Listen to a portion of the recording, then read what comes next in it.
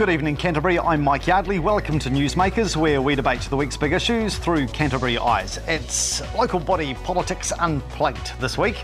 We're joined by three city councillors, Keown, Yani Johanson and Jamie Gough. Thank you very much for joining us. Good to see you all. Nice to see you too, thanks.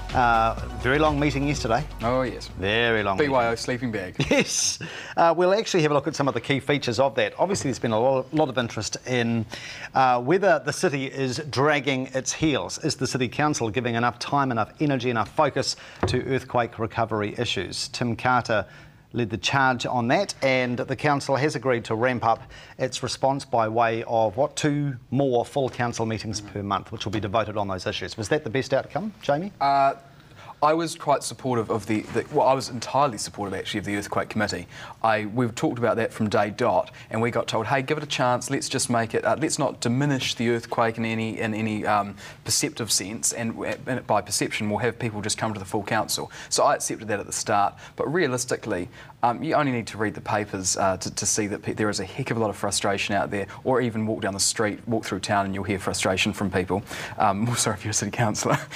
But still, it's a fact that it wasn't working. The only issue I had with the Earthquake Committee, and it wasn't a biggie and it wasn't going to be a deal breaker for me, but in a perfect world, I would like if someone came to that meeting and they said, hey, we're going to go to the wall if we just can't get this done, please have some common sense and let's do it. We'd have to wait a week or so before that would happen, because we wouldn't have the delegation to make a decision there and then. So that would have been annoying. The result of yesterday's meeting is now it'll be totally earthquake in a council meeting, which just basically means that we can make a decision then and there. So I think, you know, objectively, let's forget everything else, that's probably a good outcome, even though I wanted the committee. Do you think the city has been found guilty of dragging its heels? Has there been a bit of a recalibration this week?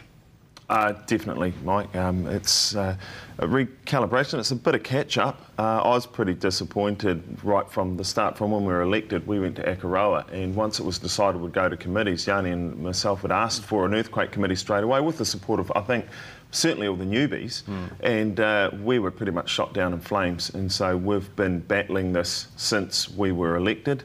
It's been pretty disappointing the whole way through. We often bring up earthquake issues with the Mayor or CEO, and they kind of get pushed aside, to be honest. So it's been disappointing.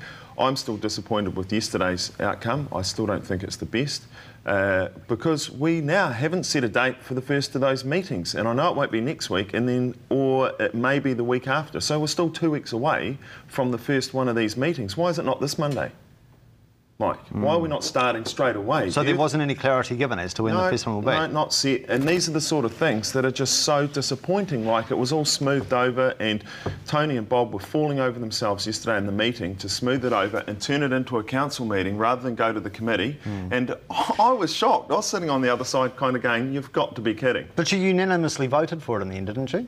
I abstained. Oh, you did abstain? Yeah. Okay. Well, we didn't have that option. You hit yes or no, so I just kept my mouth shut, then went over and put in an abstained vote. Was it Bob's argument that even if we had such a committee, you would still have to get the full council to essentially ratify those decisions? Did that carry the day? No, I'm not sure it did. I mean, I think really what you saw yesterday was a combination of a group of councillors who for a long time since the earthquake and since the election have been pushing for the earthquake to have more attention, more urgency. I mean, I'll give you an example. Full council made a decision on the 7th of December to meet with local MPs over business support. Do you know, we still haven't had that meeting. It's not scheduled for 3 months after the council has made that decision.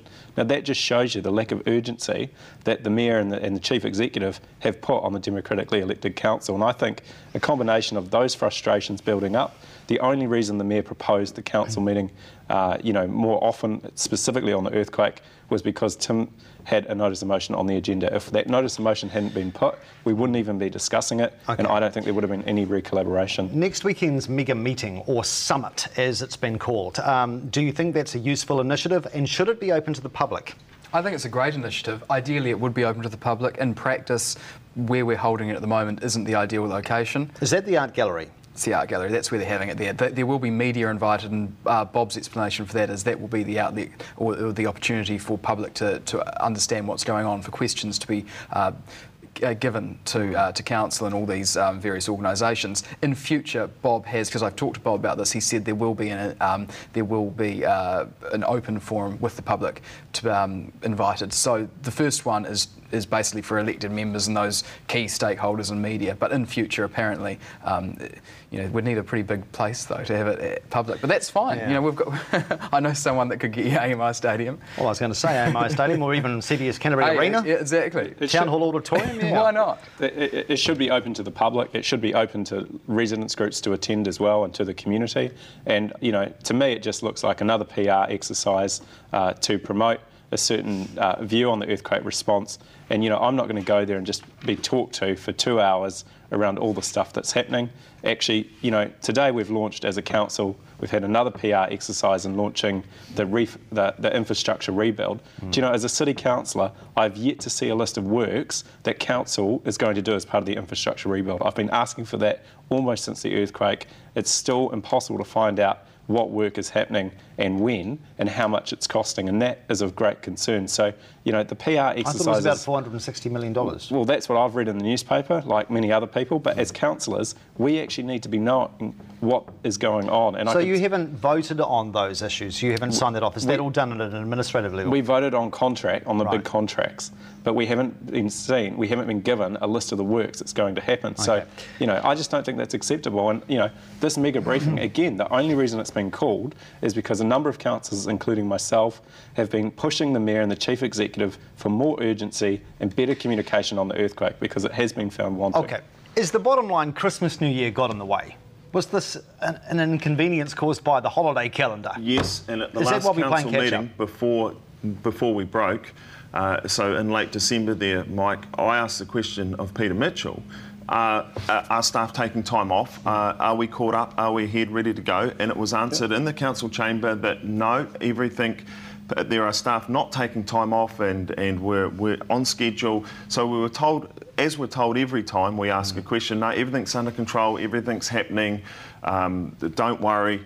And it's just not the case, because we go out into the public, like Brooklands is in my ward, and when you're out there, you just get nailed by people and send emails and stuff all the time who are just so incredibly frustrated. Are people starting to blame you for the lack of action?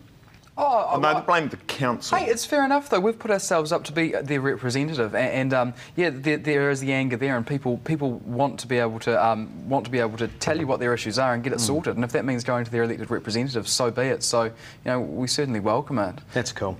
You welcome being a punching bag.